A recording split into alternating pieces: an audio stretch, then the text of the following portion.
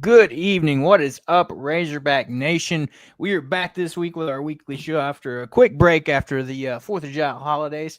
And before we dive in tonight, got to thank our sponsors over at Razor Pigs. Looking good, never felt so fun. Razor Pigs is the Arkansas-born brand, bringing some serious style to the golf course, the tailgate, and everywhere in between.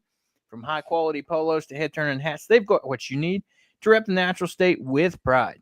Founded right here at home and now run by a Razorback-loving family, Razor Pigs is where comfort meets cool, so go hog wild and shop Razor Pigs today at razorpigs.us. And our lovely sponsors over at Scarlet Letter, Arkansas's very own handcrafted spike seltzer. You can check them out today if you're in Northwest Arkansas. You can even check out the Core Brewery Tap Room where you can get Scarlet Letter and all those various flavors, as well as their brand new hard teas that they just have released as well. So go check them out. And guys, we're going to talk Arkansas quarterbacks tonight, but before we do, we actually have some news regarding Arkansas basketball. We finally seen some clips of practice and got a quick interview segment from Coach Cal and a few of the players, Trevin, DJ, Nick Pringle, and Malik Thomas. Got to hear from those guys on, where the program's at right now, how things are going. And your guys' initial thoughts, Austin, what do you think? Well, you said quick. It wasn't exactly a quick interview. It was a 40-minute presser because Coach Cal likes to talk a little bit. He hasn't been able to talk to the media in a few months. He's getting more comfortable with the media, too. You remember those press conferences lack thereof last season? Yeah.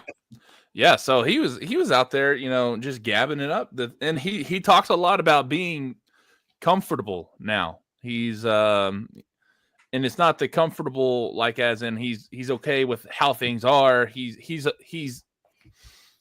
able to not worry about things he shouldn't worry about is basically what he's saying. Like he doesn't have to worry about, hey, am I going to make it the right route to get to work? Because he doesn't know Fayetteville whatsoever. That kind of stuff. So he's comfortable being here. And if you look at his team, it's kind of mimicking that exact same sentiment. The guys from the one practice, right? From the clips of one practice, they look like they've been playing for more than a few months together. Way different than last year, for sure. Way different. And especially the front court. The front court looks nasty. Like, Malik Ewan, he hasn't shot once from beyond the arc. All like his entire career, right? He was just laying them in one after another at practice. And I'm like, okay, we're going to have a couple bigs who can stretch the floor too. And then you have Trevin Brazil, who was the main attraction, so to speak. Mm-hmm. And everybody, that's what everybody noticed. First of all, is one, his motor's high. He's got a little bit different attitude going into this summer. Plus, he's bulked up. He's got like 10 extra pounds. And he really filled out his frame too, if you look at it, those videos. So I'm excited about it. I was going to say, I saw, a lot of people wanted, the first thing somebody said was, the first thing I noticed about watching this practice was Brazil looks unrecognizable in the terms of, like you said, got that high motor, really bulked up. I think they said put around 10 pounds of muscle on, and so that he looks like, maybe he's kind of realized this year, this is make or break for him. And he's coming to play. He's got some competition for playing time, big as far as more so than last season. He kind of had to play last year. Now you've got a little bit more depth than you do last year between Ewan and Pringle. So now you're really going to have to be fighting for those minutes if you want to play. Well, and this is the first time in a few years that he's been comfortable, right? You got to think about it. 2 years ago, he's coming off that ACL injury. He doesn't know exactly what his body can handle and what it can't. He's not exactly confident. The next year he goes into the portal, thinks he's going somewhere else, ends up coming back here. Now he's playing for a new coach with all these high expectations, with all these high level people coming in around him. And, he's not comfortable either. But that little stretch at the end of the year in March really kind of solidified, like, hey, you belong here, right? You're not just on this team because you were here. You're on this team because you can play. And now he knows that, and he's doing whatever he can do to get better instead of just getting by. And I think that's one of the things that Coach Z, Matt Zimmerman said on what's that, 103 The Buzz or whatever. He had an interview on there. That's one of the things he said is he's out there trying to get better, not just trying to get by. So that's it's exciting to see because the dude is good. Like, he's just a natural athlete. Not to mention, too, you got to hear from and see, two of your guys that are going to be in the backcourt, too, between DJ Wagner and Malik Thomas, two guys that, kind of opposite end of the spectrums. If you think about DJ, a guy that veteran, returning leadership guard, Malik Thomas, super talented, incoming freshman with a high ceiling. I saw somebody, their quote was, after seeing that practice, Malik Thomas is going to be one of those guys, he's going to win you a lot of games. And then not to mention, you can't forget about Darius Acuff. He wasn't in that players interview group, but, you saw him in some of the clips and, dude's bulked up for a freshman. He doesn't look built like a freshman.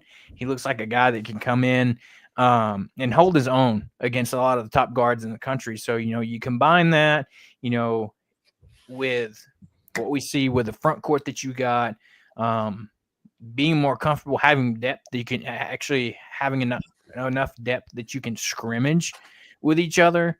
I know Coach Cal, one of the quotes, he said, last year we had, maybe 2 to 3 guys in the gym. He said this year he has 6 to 7 guys that are in the gym constantly.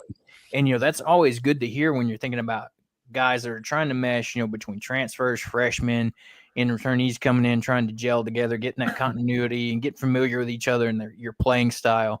And then on top of that, we've talked about it, a few weeks ago, the gauntlet of schedule that we've got set up too for non-conference. Yeah, there's no time to mess around this year. Last year they didn't really get a chance to practice together. And we're only in July right now, and they looked that good in practice. So they got plenty of time to get right and gel. And but yeah, like you said, the schedule, there is no time to even, think about nothing. So yeah, I mean, but when you got the most talented team that you've had in the history of on campus, you love to see it. Love competition. Basketball is always one of those sports that comes down to the final minutes of the game, in my opinion. We saw that firsthand in the Sweet 16 game. So like it's a game of runs, and hopefully the freshmen step up. But Trevin Brazile, when you look at him, he got injured, and it's like he was scared to really do a whole lot the first half of the year last year, and you saw the second half a different player. So hopefully, we see that explosiveness right off the bat, and we see the best Trevin Brazile we've seen ever. I would love to see him in the starting 5 to open the season. Absolutely. If anywhere, have him at the 4, because I'm not sure if they have another person that can really take over for what like Adu Thiero was last year. And the closest one, in my opinion, is probably Brazile, because he can actually, he's athletic enough to do the things that Thiero did, but he's also more, finesse whenever he can actually pull it up and shoot from outside. So if anything, he may be a better option at the 4 than what necessarily, what Thiero was, because he can stretch the floor like that. So yeah, I could definitely see him starting at the 4. At the 5, I don't know, man. Ewan and Pringle were really good. They were really good. They're really physical, and what's his name? Brazile can keep up with them down there, but I just don't know about switching them at the 5 that often. I think really Brazil probably do really well at the 4, and then having like Thomas and not Thomas, Ewan and Pringle switch out like that. So yeah, Mhm. Yeah, having and I him in the didn't start lineup at necessarily the 4 would be mean cool. stick him at the 5. I just want him to be in that starting 5 Right. rotation. And so, you talk about those guys at the 4 and 5. Well, you're probably thinking you've got Carter Knox at the 3, maybe the 4, depending on what lineup you go with. DJ and Acuff at your 1 and 2, probably subbing in Thomas, depending on how you want to run your starting rotation. So you've got a lot of options, a lot of talent. And I know they're going to use the summer to figure out what that best lineup is going to be. And then, of course, once the season gets started and you start having some of these games, you'll kind of see how guys play together in actual game time situations and, tweak your lineup before you get to some of these bigger time games coming up. Your Dukes, Louisville's, Houston, the entire Elite Eight from last season. So, Yeah, it's an insane lineup, dude. I mean, hey, if you want to be the best, grab you your got to beat the popcorn, best. dude. So. Yeah. Every single Elite Eight team is on this schedule next year. And there was a little part about John Calipari talking about scheduling, and if this is going to tell you where he thinks his team can be. He said that you have to schedule to what you think your team can handle, right? And if you're scheduling every single Elite Eight team from last season on your schedule next season, then you think your team's pretty dang good. Mm-hmm. They are. Yeah, it's going to be interesting to see. I can't wait to, as we get closer, see more of the clips from practice. It's like somebody jokingly say, well, I guess peer pressure works because, there are a few people on the X app kept tagging Razorback basketball saying, can we get some practice clips? Can we get some practice clips? And then, finally, boom, here it is. You get not only you get practice clips, but you get a 40-minute interview with Cal, and then you also get a little, sit down with a few of the players as well. Yeah, I mean, of course it works. They bullied John Calipari into not wearing a blue tie anymore. That dude has nothing but red in his closet now. There is not a single shirt of blue, except for maybe some blue jeans in that man's closet because people were bullying him online. So, yeah, of course it works. Get Cal out there rocking those Levi's. Yeah. Levi's with a Razorback polo. There you go. Blend in with the fans real good. Yeah. And then I think that one of the other interesting takes that they were talking about too before we move on is they're talking about there's the potential Cal mentioned about adding one more player to this roster. A guy that he said he was going to go see this weekend, and depending on the situation basis, don't know who it is yet. But, there's the potential we could see another addition to this men's basketball roster. We already know, looking at the roster online, that Aiden Kelly's back for another season on top of, the main guys about. So I thought that was interesting to hear Cal say that he might be going after just one more guy, depending on the situation and scenario. Yeah, I'm wondering who that person is because, let's see, 2, 3, 4, 5.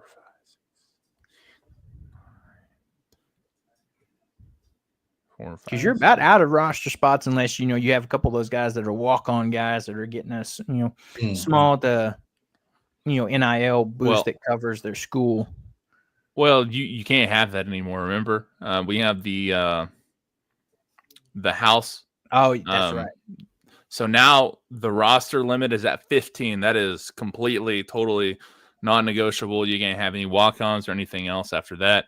Now you can have up to 15 scholarships or less, just depending on what you want to do, and you can have those people walk on that way, but you can't go over 15. Right now, according to the roster that's on the internet, there's 13. But I also counted really fast, and I might be wrong. So yeah, you got maybe some wiggle room there. But yeah, it's interesting to see to find out who potentially this mystery player is. Is it the guy that's in the transfer portal potentially? Is it an incoming freshman potentially? There's not a lot out there other than what Cal says. They're going to look at somebody potentially this weekend that will be on the 2025-26 roster. Yeah.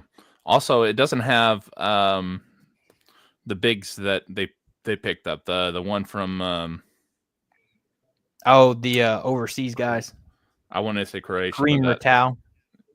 no, it has Ratal on there. It doesn't have the two new ones. So it Oh, doesn't have the kid yeah. from Florida who's Angolan, and it doesn't have the that big European dude. The Bosnian his name. bulldozer. Yeah, can't remember their names. I'll get it before the season starts. Yeah, we'll dive in and break down this team closer in depth as the season goes. But so good to get that during the summer. Gives us some additional stuff to talk about here. But another thing to talk about that is happening this Sunday, the Major League Draft. You're going to have 2 Razorbacks that are going to go in the first round for sure. Maybe a few other Razorbacks that are going to go out throughout the maybe not the first day, but the next 2 days of the draft. And the 2 guys that you're going to be watching for Arkansas for that first round is Gage Wood and Vahiva Loy. 2 guys that, we know what Vahiva did consistently through the season. Won the Golden Spikes, was easily one of the best players in the country. Gage Wood that, had a great outing to start the season, had that shoulder impingement, sat out for a lot of the season, worked his way back, and then, of course, had that amazing game in Omaha and really kind of skyrocketed his draft stock. So, if you look around at some different mock drafts and, just a few of them, and, you see different spots for different guys. The one I'm looking at that, is one of the most recent ones I can find has Gage Wood going 20 to the Brewers and Vahiva going 22nd to the Braves. What's your thoughts on these guys and, where are some potentially good landing spots for them, Hobbs, and what this, projections have? Yeah, I mean, projections they're kind of, I wouldn't say they're spot on, but they're pretty close to accurate as far as kind of like NFL mock draft. They're pretty close accurate of about where MLB teams project players. Lloyd, that would probably be a good fit for him because the Braves have needed a shortstop since they lost Dansby Swanson. And then, Gage Wood, that's a guy that, has just been jumping up, like you said, since that game at the College World Series. So, yeah. And then, not just those 2 guys, but in the first round, but you got guys like Zach Root, who's going to be 2nd round pick, more than likely 3rd round pick at the worst. You got Charles Davalon is about the same area. And then you think about, where does Justin Thomas end up going? That's the big question because there's a chance you could see him back next year if he don't get picked high enough. And then you got Brent Iredale's another guy where he end up going. There's a lot of players. We'll have the most players ever drafted, which we've actually been pretty successful. But 2 first-round picks, you don't really see that. You've never seen that. So that'd be a first time in school history. And then you may have 2 second-round picks. I mean, we were loaded. So, it's going to be interesting to see. And then Logan Maxwell is probably going to be a top 5-round pick. I mean, we just have, and then I don't know if I see Bottle Cheese getting drafted that high. He actually may. I don't know what he's going to end up doing. And then, I'm just trying to think about, and then Christian Fouch is another guy. So, I mean, there's a ton of guys that are going to get drafted in the first 10 rounds easily. Yeah. And it's like Austin and I were talking on Sunday, we've seen what the kind of the fireworks from the portal that all happened kind of over this past weekend. Yep. And talking about, you get a lot of guys coming in and things will be a lot clearer after this draft happens on what you're looking at for next season, kind of looking at depth wise. Cause like you mentioned, guys like Justin Thomas, he could very well get drafted and decide to go, or he could very well come back. And that there's a couple of the transfers that are coming in that, are draft eligible as well and could potentially be guys that don't make it to campus, even though they technically committed here. And the same thing for incoming freshmen. You got some talented freshmen that they're not going to make it to campus. It always happens every year. You have, 3, 4, 5 guys that get drafted high enough that they're going to take the money. They're going to go start their pro career. But there's a handful of guys that, always Dave likes to say surprises that they make to campus. So the picture for next year's roster is going to get much clearer after, this draft happens and you kind of figure out what guys are going to do. Then you can kind of start looking at, well, this guy can more than likely play here. These guys could be shifted here and things like that. And you'll get an idea of what your pitchers and bullpen and everything will look like next season as well. Mm-hmm. So that gets started up at Sunday at 5:00. So we may be doing the show and live reacting and watching the draft as well. So, yeah, I mean, a lot of going on with the transfer portal, getting that news out for seeing all the clips from basketball. But tonight we're going to get started with our position by position breakdown for this upcoming football season. It is July. End of the month, beginning of August, fall camp's going to be here. And before you know it, the first game's going to be here towards the end of August. So tonight we're going to actually look at our quarterbacks. I mean, this is one where kind of you think about your depth chart. You're like, yeah, you've got, Taylor Greenback easy. But I think the more intriguing part is what you've got behind him and who QB2 and a few of the guys, because you've got some guys that have come in over the portal season, kind of a quiet addition here just recently. And we're going to dive into all that. And so the first guy, we're going to talk about Taylor Green. In 2024, redshirt junior, had 3,154 passing yards last season with 602 rushing yards for 15 touchdowns, 9 interceptions, had 8 rushing touchdowns. Comes in year 2 of Bobby Petrino's offense. The statistics are out there. Quarterbacks under Petrino, year 2 jump, have a much better season. So, and I think when you look at the offense, I think Taylor Green and quarterback is probably the least of your worries. It's the guys around him that I want to see that will probably make up how his season goes. You're going to see, you need to see who's going to step up in your wide receiver room, because Taylor can't do it all by himself. As much as we want, he can't throw the ball to himself. So he can't block for himself. So you're going to have the offensive line step up, and we'll break those down here in a few weeks. And then, but from a Taylor Green standpoint, year 2 under Bobby Petrino, I'm excited to see what we're going to have in him. What are you guys' thoughts? My thought, and it's been like this forever, is that there's a section of the fan base that hates him for some reason that I do not understand. Now they're on drugs. Yeah. You could say, hey, he has 15 touchdowns and 9 interceptions. Okay, I get that. But he also had like 8 touchdowns with his legs. Like we're just skipping over the part that he had 600 yards of rushing, was the second leading rusher on this team, right? We're just skipping over that part because you want to talk about the passing stats.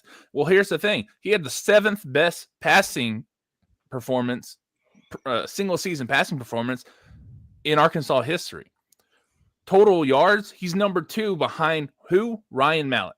Like, the guy, he did a good job last year. They just couldn't get in the end zone. And I've talked about this many times, that they were the best team, one of the best teams in the country between the 20s. And whenever they got to that red zone, they just couldn't punch it in. And that has everything to do with a crappy O-line. That's what it is. So if you want to blame Taylor for that, I'm not sure what game you're watching or if you really know that much about football. But I don't know. I'm with you though.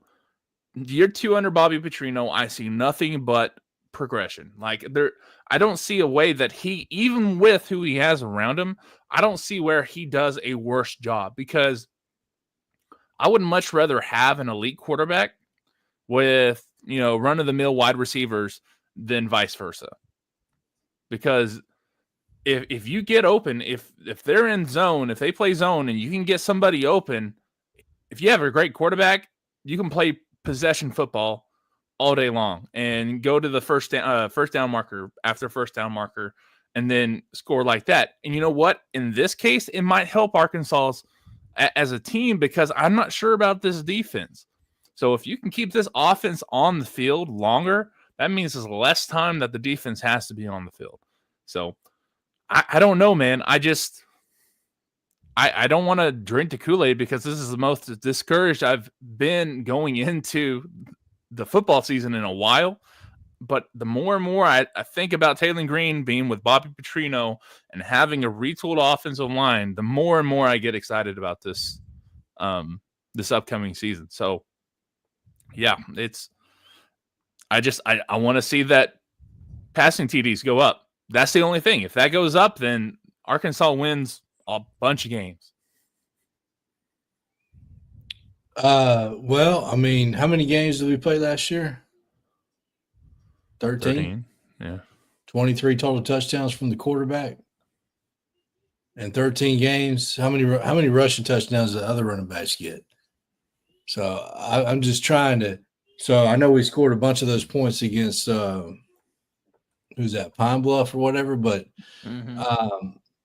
you know, the red zone target, we didn't really have one. I mean, when you look at we had a banged up tight end, banged up running backs all year long. You had a good in between the numbers receiver, possession receiver, and then a lot of other speed guys. And the tallest receiver on the field couldn't catch the ball. So,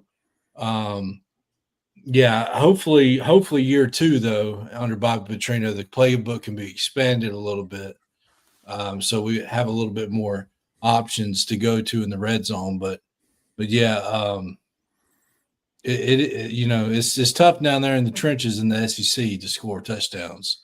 The defensive line in the SEC is ridiculous. So hopefully we can move some bodies this year and get in the end zone when we need to. Yeah. So Hobbs, you were talking about touchdowns by running backs. So if you break it down, Arkansas had 34 total rushing touchdowns last season. Obviously, we know 8 of those was Taylor. So you take that out of the equation, that leaves 26 spread around.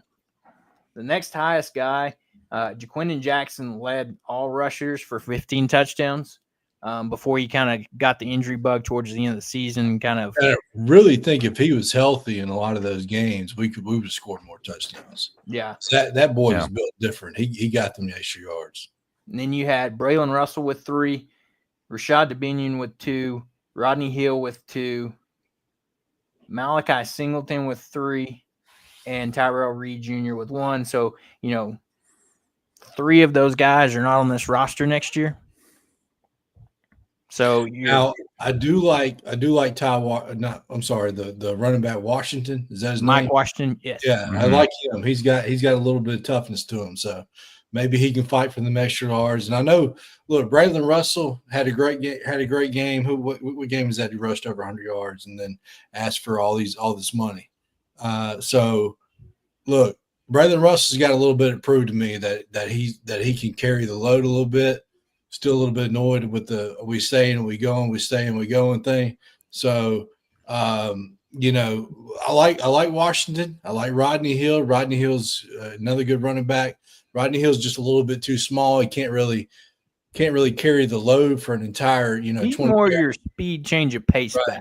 And catching out of the backfield. And I know we're not really talking about the running back backfield right now, but I like the fact we got AJ Green back. He always was really fun to watch for me. So I like the fact that we have 2 kind of power backs and 2 speedsters. So I like the little duo there. Hopefully we can keep them healthy and just rotate them in and out. We don't really have to have a guy that just carries the load the whole game, Like if you remember the years under Bobby Petrino when he had like Nile Davis and who was the big number 29, Broderick Green.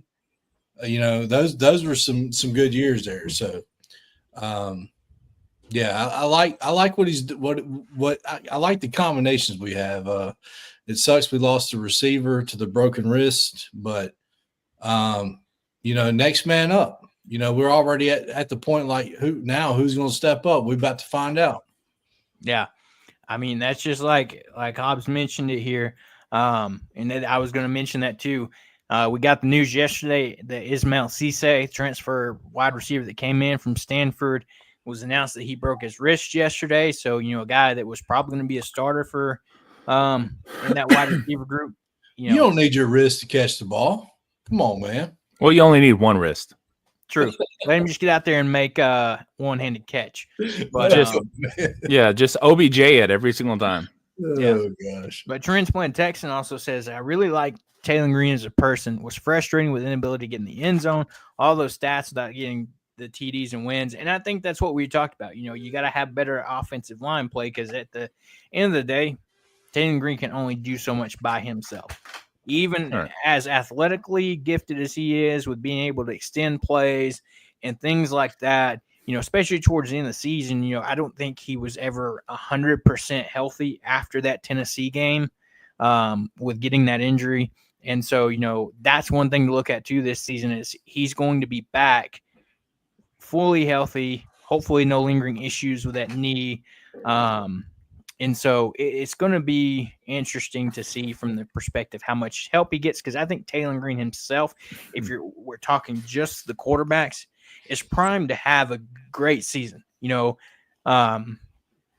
Quick yes or no from you guys, just thinking about across the SEC, is Taylor Green a top 4 quarterback in the SEC? Oh, my God, yes.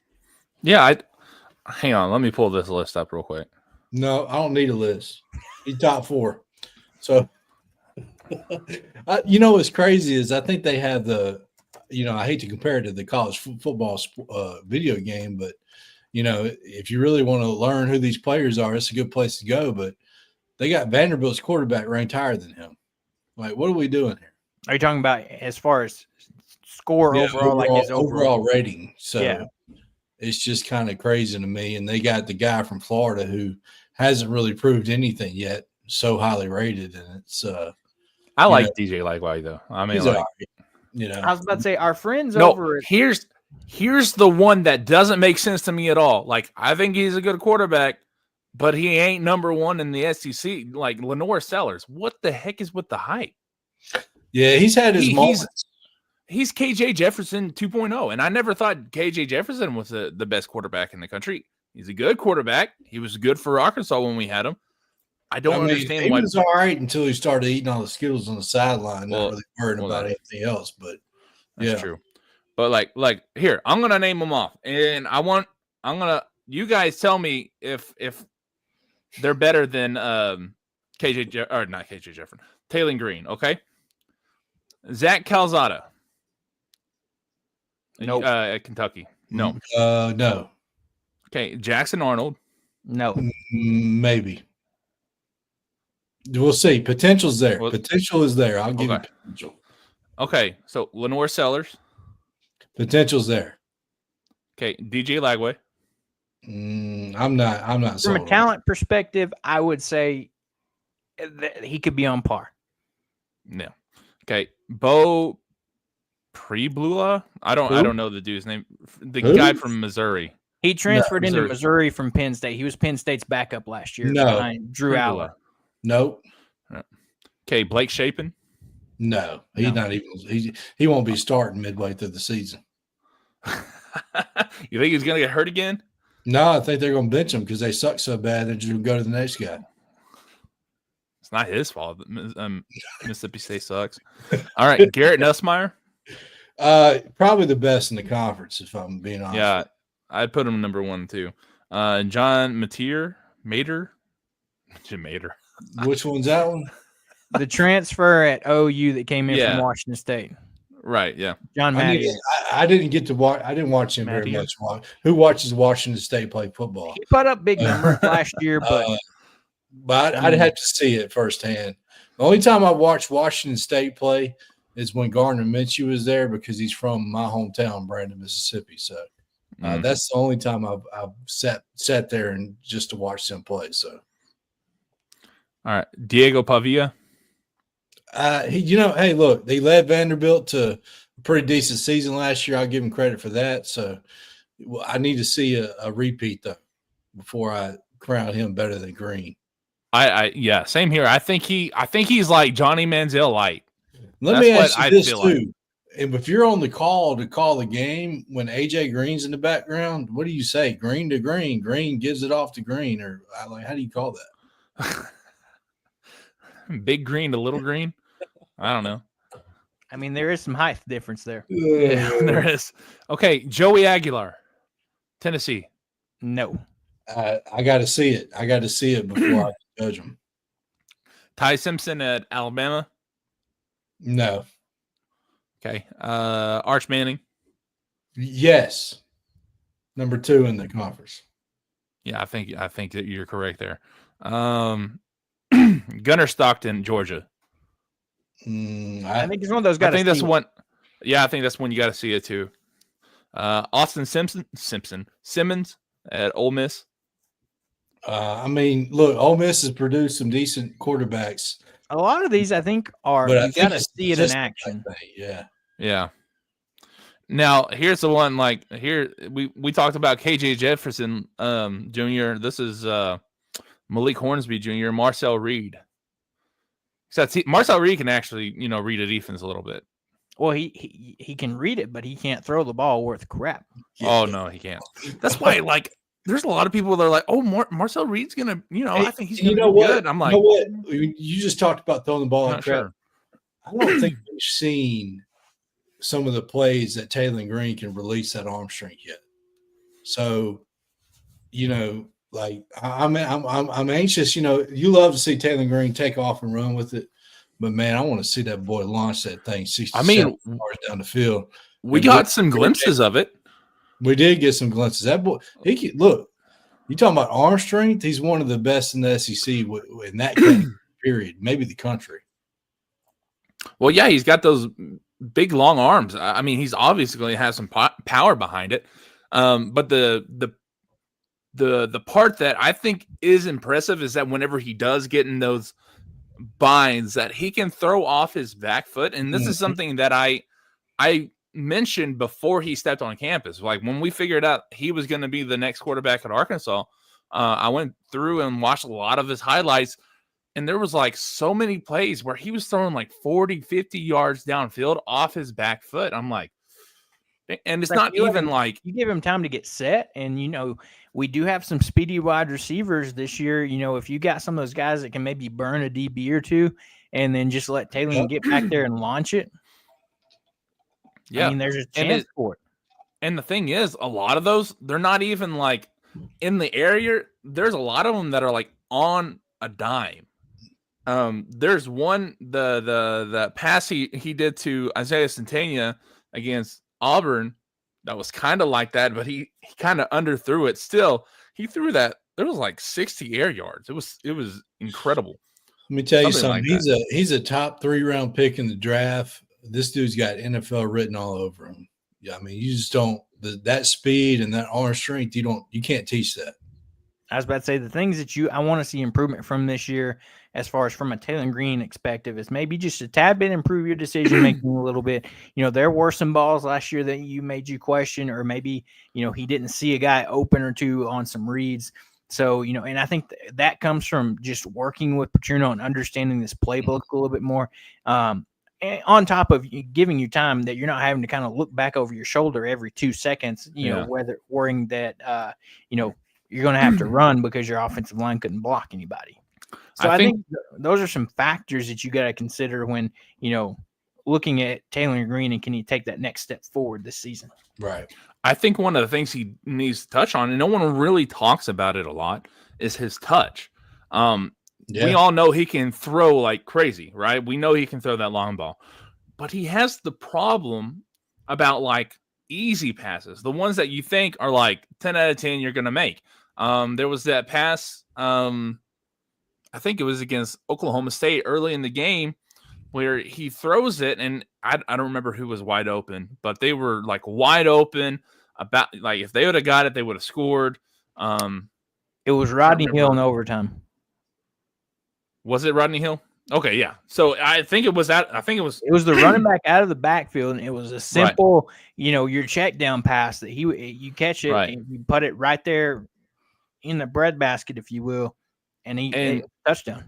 And he just underthrew it. And I think that I think he I don't know if he does anymore, but had a difficulty like gauging how hard he needs to throw it when it's not a like bullet pass, if that makes sense. Yeah. So like he might go out there and, just try to toss it to somebody, but he doesn't put enough behind it. And I think that's one of the things he has to work on too. Yeah, I'll cut him some slack in that game. He had like 500 total yards in that one. Well, that's true too. I mean, he's not the reason that lost that game. It was definitely not. Oh no, the reason is the muff punts. I'm tired of seeing that watching Arkansas football. Can we catch the football? Catch the punt and just please, for the love of God, Reggie Fish, catch the ball. Yeah. You got an All-American punt returner coming in, so that better not be the case this year. Man, I'm telling you, All-American punt returner, number one kicker in the country coming in out of high school. Come on, man. Special teams better be better. Yeah. So one thing Transplant does mention, and we'll talk about this in the next coming week, but is there any concern that a chunk of the offensive production pieces are year one in Bobby's offense? So, these receivers that came in, is there any concern that they're year one in the offense? I mean, to be fair, some of the weapons we had last year were year one as well. A guy like Raylan Sharp, that yes, it's year one at Arkansas, but he's played for Petrino before in a probably almost identical playbook at Missouri State.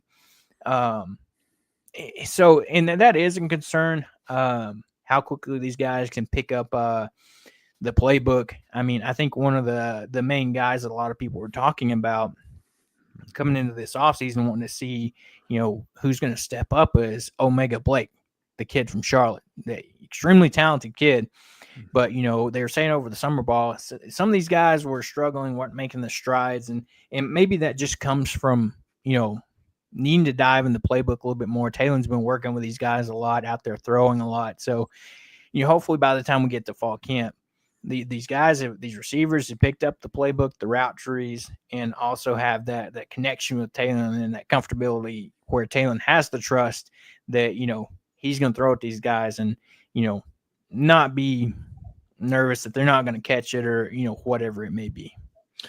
Well, also when you look at that, it really hurts that we didn't have a spring game. And didn't give these guys a chance to really get some reps in. But with it, look, it's one of them things where Petrino is just gonna, if you can't get the playbook down or you can't show that you can do it on the field when the game starts, look, next guy in. And with that, I'd be interested to see if he still does it.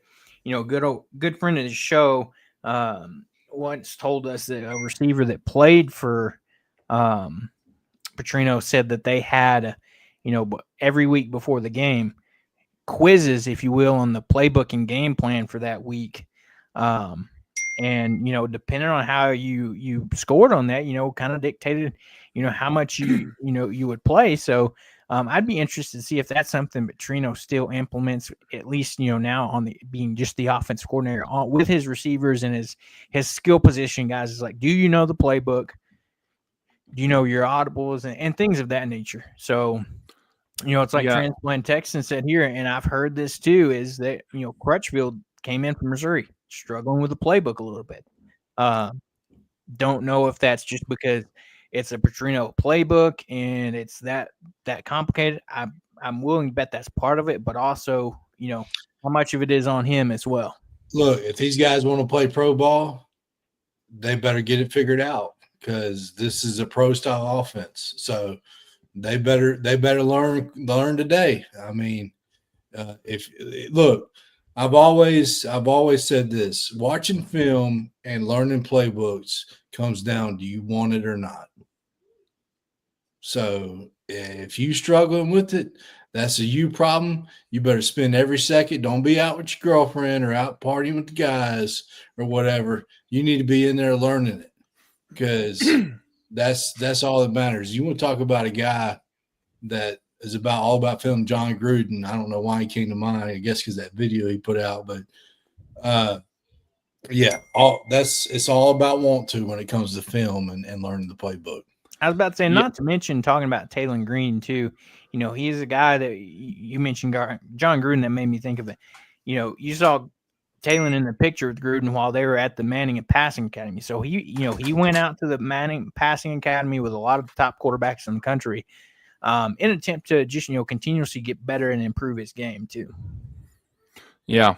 I just want to piggyback off that the what do you call it? Texans point about Courtney. Omega Blake was also like that when he first came in. But going into like the latter part of the spring, he really started to take over that wide receiver one role, right? And that's the thing. When they get the playbook, they got it, right? Mm-hmm. Like that, if that's the only thing that's keeping them back, then I'm okay with that, because once they get it, they got it.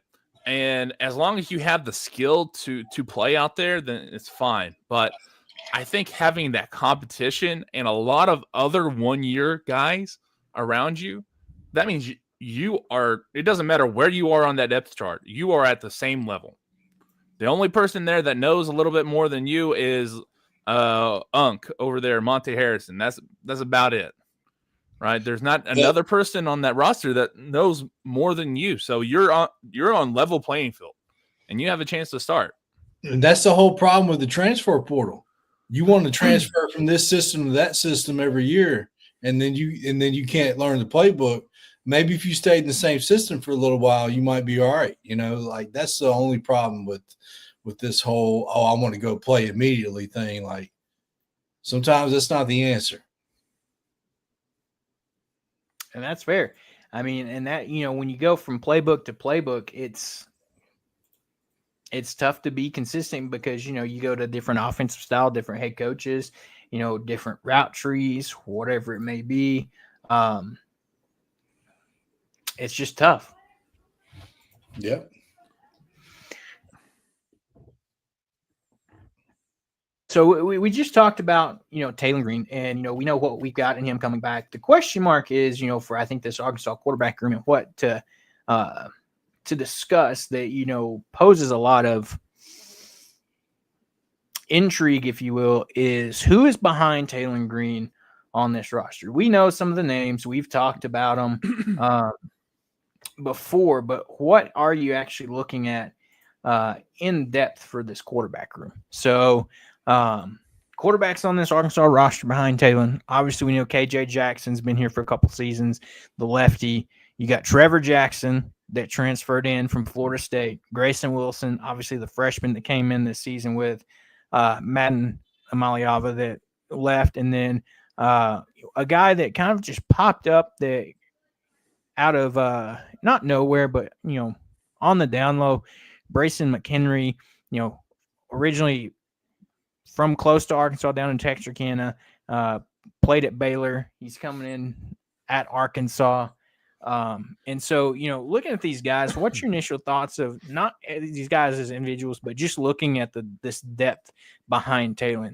How does it make you feel in terms of, if similar to last year, Taylor goes down in a Tennessee game and one of these guys has to come in? Do any of these guys give you that confidence that you're like, all right, they can come in, take over, and get the job done, very similar to how Malachi did last season? Yeah. KJ Jackson is that dude. You want to talk about quarterbacks being 2 years under Bobby Petrino? Well, he's 2 years under Bobby Petrino, and he's been here for how long now? This is his third year. Yeah, his third season. So he's been a college quarterback for a long time now, right? And he's been on the same team for a long time now, especially considering, everybody wants to jump ship after 1 or 2 years and they don't get to start. I think the biggest problem with him is that he's a lefty. That's probably the biggest problem. Michael Vick.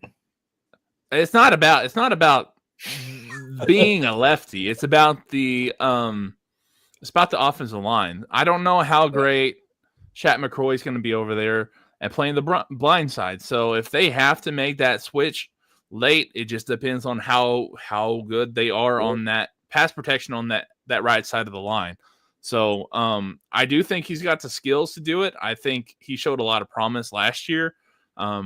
I have as much confidence in him now as that I did in Malachi Singleton last year. Yeah. So, I mean, you look at KJ Jackson, a guy out of high school, 4-star prospect, according to 247 Sports and Rivals. He was 18th ranked quarterback in the country, 20 overall prospect in Alabama. So, another kid that you get from out of state, out of another, conference state, if you will. Chose Arkansas offers from Kansas, Kentucky, Louisville, Missouri, North Carolina, Ole Miss, Penn State, West Virginia, and others. Last season, redshirting during his first season, saw his first collegiate action last year in the UAPB game where he completed 4 passing attempts for 59 yards. And I think the question mark with him is, and hopefully we see this in, maybe a few games this season, is just getting the playing time, those game time reps, because guys can come out and perform all they want in practice, but that's a lot different when you're talking about under the lights in an actual game time situation. And, I would love to see, a situation where we're in these first few games of the season, Alabama, A&M, Arkansas State, where, you get up comfortably enough where you can put a guy like KJ Jackson in, get him some reps with this offense. Yeah, definitely. And remind me, refresh my memory. Where did Singleton go? Purdue. Barry Odom. That's right. Yeah. Okay, cool. Is he going to start there? Do you know? I haven't heard. You haven't heard? Okay. I'll look it up real quick. All right. I don't know much about Trevor Jackson. I know he's from Florida State. Trevor Jackson, redshirt freshman, 6'3", 187, out of Florida. He is a 4-star prospect and ranked the 22nd overall quarterback in that recruiting class. Was an ESPN number 30 quarterback in the class of 2024. Redshirted his lone season at Florida State. He played 1 game against Charleston Southern and rushed for 2 yards. So, okay, I got you. Yeah, KJ was really impressive to me. I know it was Pine Bluff, but yeah, like you said, KJ is definitely the backup. I don't really see it any other way. And really, when I look at, I really like Grayson Wilson from what I've heard about him and stuff. So, I could definitely see him being the third guy. But yeah, I mean, let's hope we don't have to go to our backup. But yeah, it'd be nice to see those guys like KJ Jackson get some playing time. Even Grayson Wilson, I'd love to see him.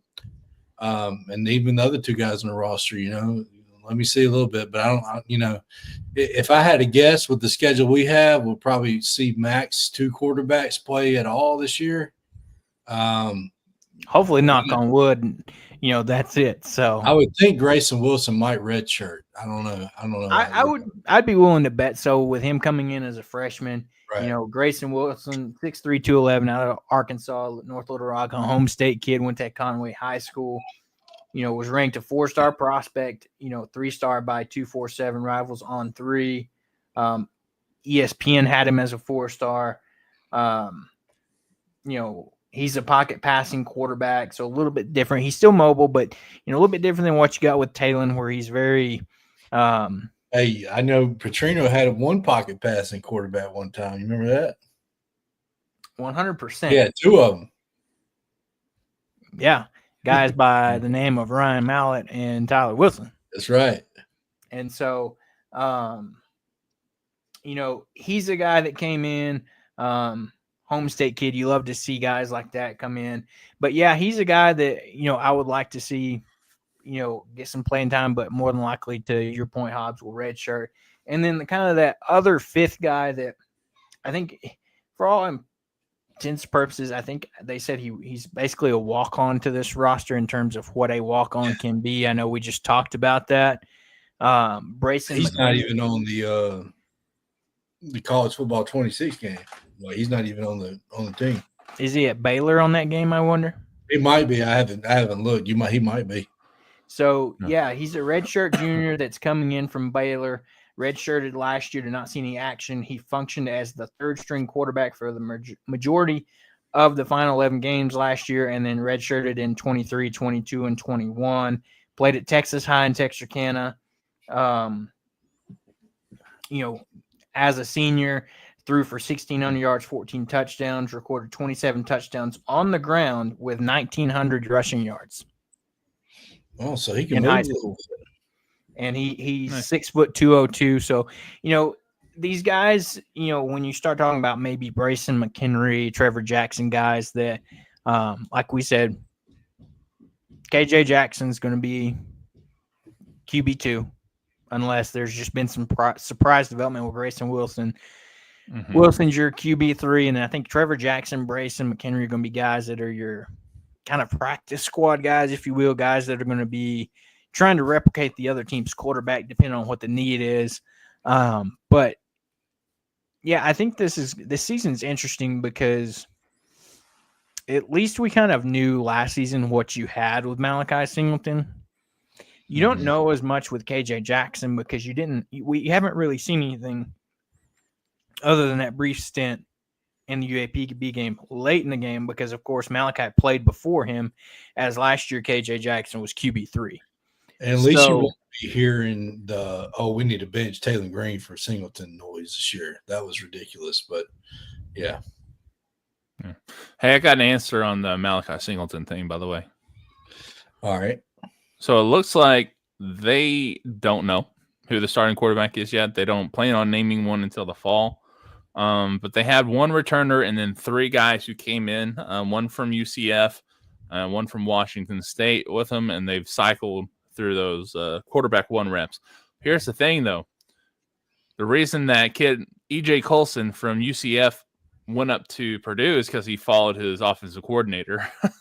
So, I mean, if one person gets a little bit of extra, leeway, it's probably going to be that Colson kid. So he may not be starting come August. So we'll just have to what's see. you transfer for?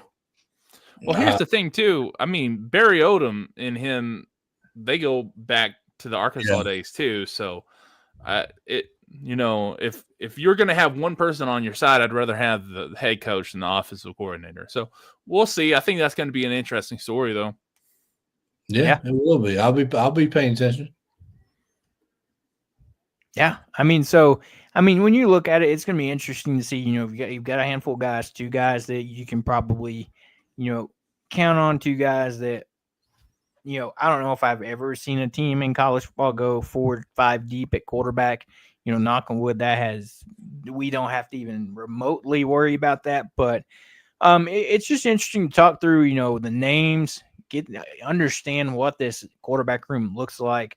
I mean, it's easy, at least for the most part. You have your clear QB1 there. We're not talking about a quarterback battle. That discussion will potentially come next year, depending on if, I know Taylor can potentially come back for one more season as he's a redshirt senior, so he could come back for a true senior season, I believe. Give him all the money. When was his freshman season? Hang on. I'll look that up too.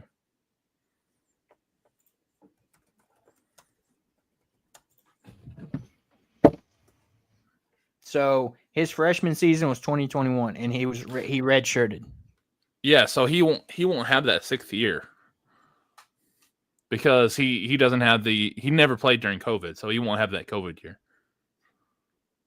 Right, but if he's a redshirt senior this year, then next year would be his true senior year. If I'm reading that correct. So no, because he's a freshman. So freshman and 21. Freshman, yeah, and then a red shirt freshman, red shirt sophomore, red shirt junior, and then the 5th year, red shirt senior. So this is his last year. Pretty sure. I thought I saw somewhere where they said he had eligibility to come back next season if he wanted to. And they might have extended that too. So I don't know. It just depends. Yeah, everything's in flux with the NCAA anyway, so I wouldn't even put it past them. So that is something to think about too. Even if he can't, so say he's not done, so then you're looking at next season. If he stays, a potential quarterback battle of KJ Jackson, Grayson Wilson? Do you bring in a transfer? Absolutely, you do. Yeah. I mean, you want the competition. You know, it's like the old saying goes, iron sharpens iron.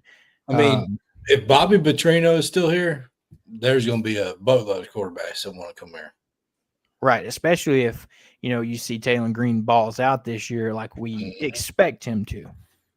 You know, I've heard, you know, the Taylor Green hype go as far as, you know, if things go statistically like they have for Petrino, being a dark horse for even the Heisman. I know that's talking big, and that there's a lot of additional factors that more than just Taylor Green. But we got to win like Arkansas's got to do some winning. Yeah. Before that happens. Right. Well, I don't know. Colorado didn't win nothing, and what happens? They still won 9 games, dude. Against who? Oh, it don't matter. So they still won 9 games. Look, here's the thing: is if Arkansas wins 9 games, that's like Colorado winning, 10 or 11. It's a hard thing to do. But they're only looking at that number. They're only looking at 9 wins. It don't matter whenever it's on a piece of paper. I mean, that's fair. So yeah, I mean, Arkansas's quarterback room, you got your QB1, a lot of hype expected behind him, the hype train for Taylor. In year 2 under Petrino, I would be interested to break down research and see the actual statistics for all the quarterbacks that he coached and see the difference between year 1 and year 2. I mean, you go back to just statistically from a broad perspective, he had 2 years with Lamar. Look at that jump from year 1 to 2. Not saying that Taylor's the next Lamar Jackson, but the potential, I feel like, to be on that level-esque is there. No doubt. Yeah. He's like Lamar Jackson, but bigger. Basically. He's a lot of people. I think Vince Young is who they talk about as a comp. Hey, where's number 10? Moves like it. Hey, I like it. Hey, so far his biggest comp is to me is Matt Jones, but who can actually throw. Tell me whenever he's running down the sidelines, it doesn't look like Matt Jones. Tell me that right now with that. Yeah, he's got the long strides like Matt did. Yeah. Yeah. And he can do those moves too like that. He's not smoking a doobie, so hey, look. Oh man. Okay. I will say, that's one thing I noticed last year, and you kind of got your first glimpse of it in that UAPB game. But I mean, and this may be a weird description, but how beautifully Green runs. It's just very smooth. Like it looks like it's effortless. Like he has those big strides. It looks like he's just kind of. Everybody else is going full speed. He's kind of slow-mo running there just because he's got the huge strides. He makes it look effortless with his athletic ability. And it's not just the stride. Field, I'm like, please run, go. But it's not just the strides either. I mean, the dude can cut the change of direction. The change of direction is really where it is because, I mean, the biggest example was that play against Mississippi State where he just runs and then jukes out the entire team. Crazy. But there's go back and watch the first series against Auburn. Go back and watch that and just watch him juke these people with little bitty movements. Like they don't think that him being that long and that big, he's going to be able to change direction that quick.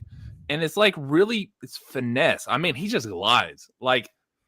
If you want to just watch a nice runner, Taylor Green is what it is. But, yeah.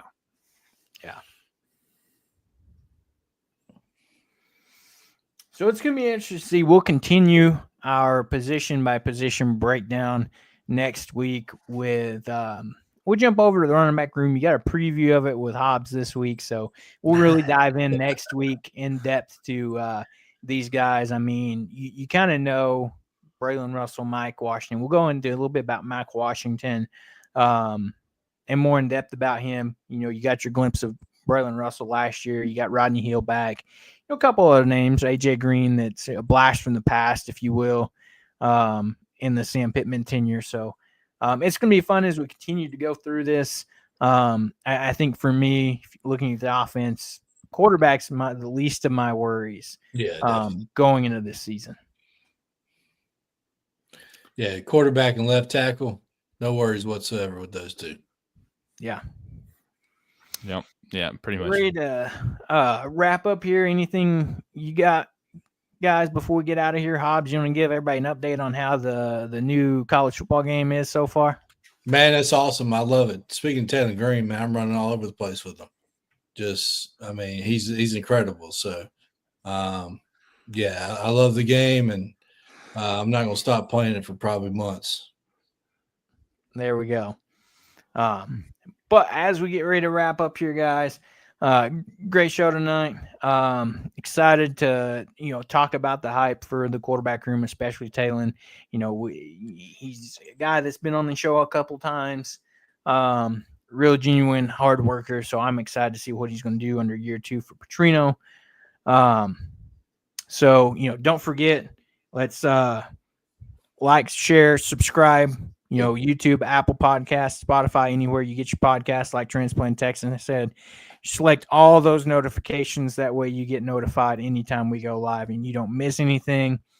We're going to get ready to wrap up here. We're going to hopefully everybody has a great weekend. We'll be back on Sunday, kind of going along with the Major League Draft that's going to start at 5 o'clock when we'll go live as well, talking about some potential Razorbacks being drafted. And then next week on Thursday, we'll dive into the running back room for this upcoming season. So with that, we're going to wrap up. For Hobbs, Austin, myself, we're going to get out of here. Everybody have a great weekend, and we'll see you on Sunday.